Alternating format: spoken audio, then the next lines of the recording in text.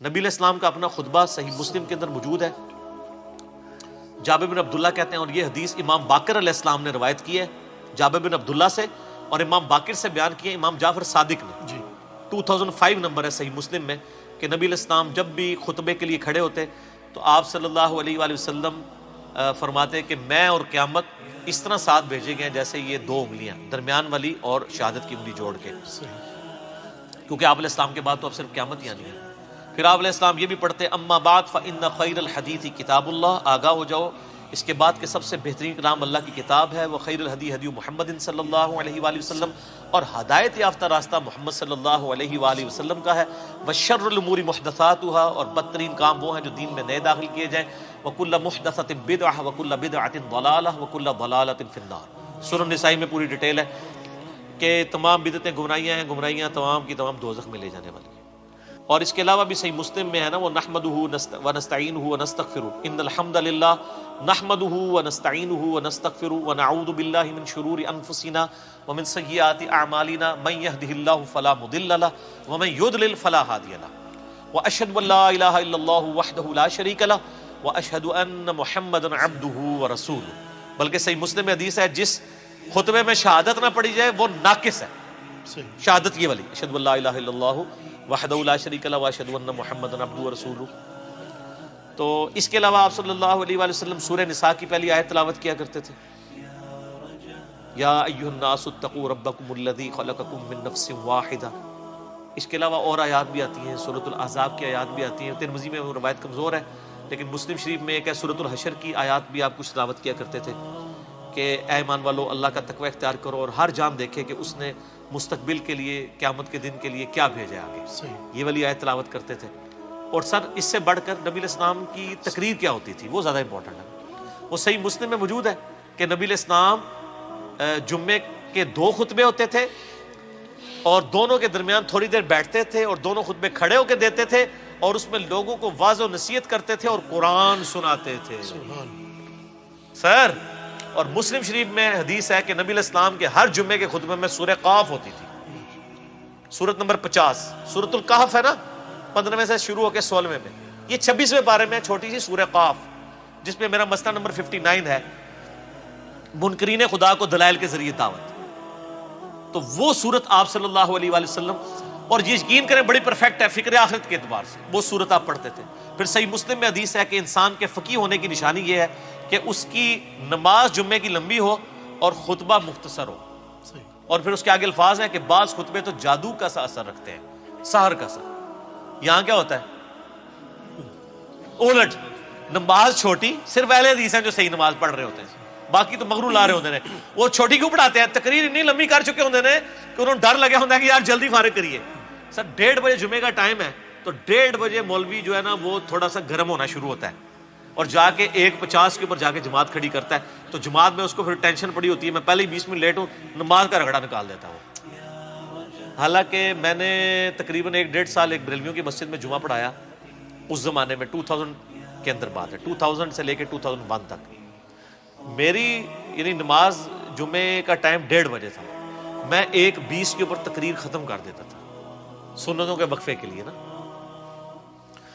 اور جب تقریر ختم کرتا تھا تو اس کے بعد ظاہر ہے وہ حنفی طریقے سے ہی اس وقت پڑھتے تھے نا، سنتوں کے وقفے بعد 1:25 پہ عربی خطبہ شروع کیا اور بعض اوقات 1 منٹ انتظار کرنا پڑتا تھا کہ وہ پوری 1:30 ہو تو جماعت کھڑی کریں.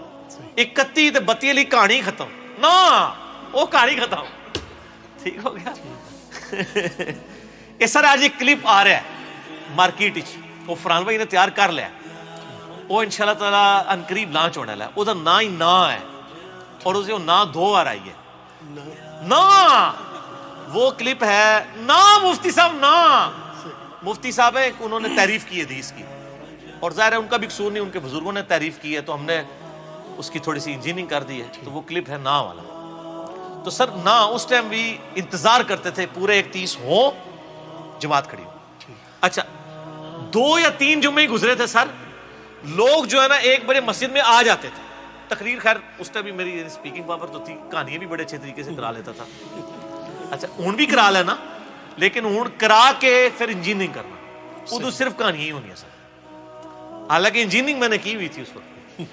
ٹھیک ہے. جزاک تو یہ مطلب انسان کو اس معاملے میں احتیاط کرنی چاہیے.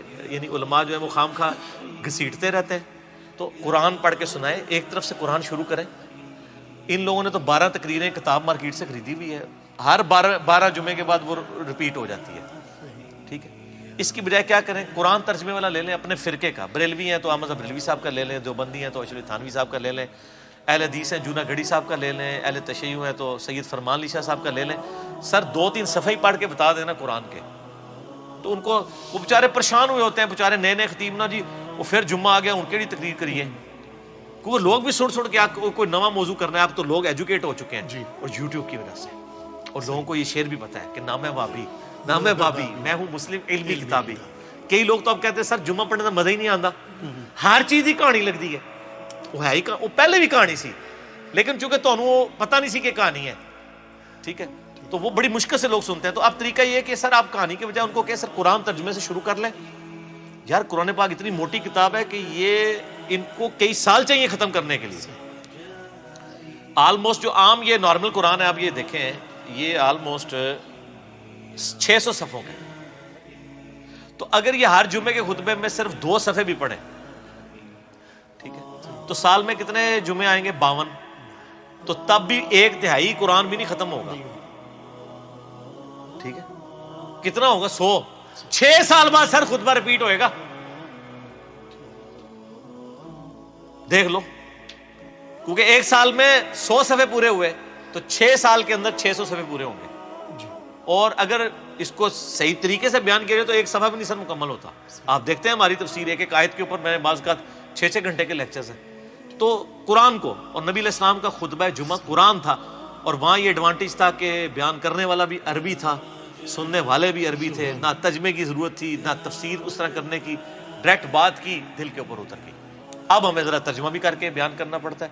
تو نبی علیہ السلام کے جمعے کا خطبہ تذکیر ہوتی تھی, نصیحت, اور نصیحت کس کے ذریعے, قرآن کے ذریعے. اور مزے کی بات ہوں, جو سورہ قاف ہے نا, صحیح مسلم میں اوپر تلے 4 حدیثیں ہیں, وہ صحابیہ کہتی ہیں کہ نبی علیہ السلام چونکہ ہر جمعے میں پڑھتے تھے, مجھے زبانی یاد ہوگی سن سن کے سورہ قاف.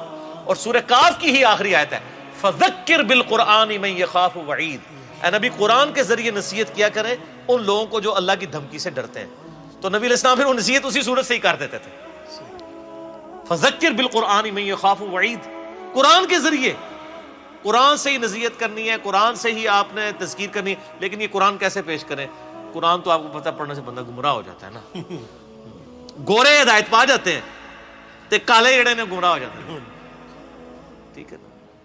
وہ ان لوگوں کے چونکہ اپنے عقائد قرآن کے خلاف تھے, اس لیے انہوں نے یہ ڈنڈورا پیٹا. تو نصیحت بھی قرآن سے. اور وہ بخاری مسلم کی جو حدیث میں نے بیان کی تھی انڈے کے حلال ہونے کے اوپر, اس میں بھی الفاظ پتہ کیا, سب سے پہلے جو آتا ہے اس کو اونٹ کی قربانی کا ثواب, اس کے بعد والے کو گائے کا, اس کے بعد والے کو بھیڑ کا, اس کے بعد والے کو مرغی کا, اس کے بعد والے کو انڈے کا. اس کے بعد آگے الفاظ ہیں, پھر فرشتے جو ہے رجسٹر بند کر دیتے ہیں. وَيَسْتَمِعُونَ الذِّكْرَ, اور پھر وہ کان لگا کے تذکیر, جو نصیحت کر رہا ہوتا ہے نا وائز, وہ سننا شروع کر دیتے ہیں. فرشتے بھی تقریریں سنتے ہیں. ویسے تو تھوڑیاں گاڑیاں سن کے تو فرشتے بھی ہنستے ہوڑے رہے, بندے ہنس رہے ہیں. یار یقین کریں مجھے تو اب فرشتوں کے اوپر آ رہا ہے. یار فرشتے کیا سوچتے ہوں گے یار کہ ان کو اللہ تعالیٰ نے ایک پیغمبر دیا, کتاب محفوظ کی, یہ اس کو چھوڑ کے کہانیاں کرا رہے ہیں. بڑا حوصلہ ہے فرشتیاں دا, یقین کرو. پھر بھی تھوڑا نام رجسٹر لکھتے ہیں, ہو سکتا ہے نام لکھتے ہوں کہانی سننے کے لیے پہلا بندہ آ گیا, ہوں دوسرا آ گیا, ہوں تیسرا آ گیا, تے کہانی سن کے اٹھ گیا, تے گھر بھی جا کے کہانیاں ہی سنائے گا. آپ امیجن کریں کہ فرشتوں کے لیے تو حسب حال ہی بنا ہوا ہے یہ مسجدیں جو ہیں, لیکن ان بیچاروں کی تو اللہ نے ڈیوٹی لگائی ہے. ادروائز یقین کریں آپ کی جو مسجدیں نا ان میں تو وہ کہیں یا اللہ اتنے نہ منو بھیجو, لیکن وہ چونکہ پابند ہیں حکم کے تو وہ جاتے ہیں ہر دفعہ بیچارے کہانیاں سن کے. تو اللہ کو جا کے اللہ نو دس دے ہوں گے کہ جناب کہانیاں نے, ٹھیک ہے نا. تو جی نہیں اللہ کو پتا ہوتا ہے, لیکن اللہ پوچھتا ہے سر. جی صحیح مسلم میں حدیث ہے کہ جہاں پہ بھی کوئی محفل ہوتی ہے نا وہاں پہ فرشتے ڈانپ لیتے ہیں, جب وہ واپس جاتے ہیں اللہ تعالیٰ پوچھتا ہے کہاں سے آئے, وہ پوری ڈیٹیل ہے. اور وہ محفل قرآن کے بارے میں, یہ بابوں کی محفلوں کے بارے میں نہیں, وہ تو خیر پازیٹیو سینس میں. تو یہ جو کہانیاں ہیں وہ ظاہر ہے اللہ تعالیٰ کے تو علم ہے, لیکن اللہ تعالیٰ پوچھتا ہے اس لیے کہ اس کا ایک پروسیجر ہے، ایک طریقہ ہے کہ ڈیوٹی لگائی ہے، ذرا ان سے بھی فیڈ بیک لیا جائے. تو بہرحال آپ دیکھیں کہ کتنی شرمندگی نبی علیہ السلام کو قیامت الدین اس امت کی وجہ سے اٹھانی پڑے گی کہ اس امت کو کتاب محفوظ کر دی گئی، پیغمبر کی تعلیمات محفوظ کر دی گئی، یہ پھر بھی کہانیاں کراتے رہے. اور میں یقین کریں مجھ سے تو صبر نہیں ہوتا، میں تو 1 بجے جمعہ ہے نا سر 12:55 میں گھر سے نکلتا ہوں، بس اتنا ٹائم لے کے کہ 2 سنتے پڑھوں. اس میں بھی بعض کا 1-2 جملے اتنے کوفت والے آخری منٹ میں بھی پڑ جاتے ہیں دماغ میں کہ بندہ کہتا ہے یا تو پھر یہ اصلاح کرے نا سر. تو صحیح مسلم میں حدیث ہے کہ مؤمن وہ ہے کہ جو برائی دیکھے تو ہاتھ سے روکے، ہاتھ سے نہیں روک سکتا، زبان سے روکے، اگر زبان سے بھی نہیں روک سکتا تو دل میں برا جانے. لیکن ساتھ کا دل والا معاملہ ہے ذالک اضعف الایمان، یہ سب سے لوز درجہ ہے جی. تو ہم تو ہیں بھائی حسینی، ٹھیک ہے نا جی، تو ہم تو کہتے ہیں بھی اس کو کم از کم زبان سے روکیں گے، اور ہم تو زبان سے بھی کسی کو روکیں تو یہ ڈر لگتا ہے کہ وہ ضد میں نہ آ جائے. تو اس لیے پھر بہتر ہے کہ نہ سنیں اور نہ وہ کرنا پڑے. میں کسی کو یہ مشورہ نہیں دیتا، آپ لوگ سنیں اور لوگوں کو بتائیں. آپ کے اصلاح کرنے سے کوئی برا نہیں منائے گا، میرے ذرا کرنے سے ذرا، میں آپ کو پتہ ہے نا پھر ایک جو ہے وہ بریکٹ والا مشہور ہو چکا ہوں انورٹڈ کاماز میں، تو اس لیے میرے لیے تو مشکل ہو جاتا ہے. تو میں جو ادھیڑ عمر کے جو بزرگ ہیں نا ان سے ریکویسٹ کر کے نا تو اپنی معروضات پہنچاتا رہتا ہوں خطبات تک کہ یہ جو کہانی کرائی تھی ان کو بتائیں کہ یہ کہاں لکھی ہوئی ہے. کیونکہ جو سفید داڑھی والے ہیں ان کے ساتھ کم از کم مولوی بدتمیزی نہیں کرتے، سن لیتے ہیں، بات مان بھی لیتے ہیں. ہم لوگ بات کریں تو وہ برا مان جاتے ہیں، میں تو ویسے ہی کرنے جوگا نہیں ہوں. اور آپ لوگ بھی، آپ میں سے بھی اکثر وہ کو بات کرے وہ کہتے ہیں پتہ لگے کہ اسٹیشن تو بول رہے ہیں. ٹھیک ہے جی، یہ جو چھوڑ دیں جناب، جہاں بھی آپ یعنی یہ ہمارے ایک بھائی ہیں ساہیوال میں، وہ بتا رہے تھے وہ کسی مسجد میں چلے گئے تو وہاں پہ کوئی مولانا صاحب نا یعنی درس دے رہے تھے.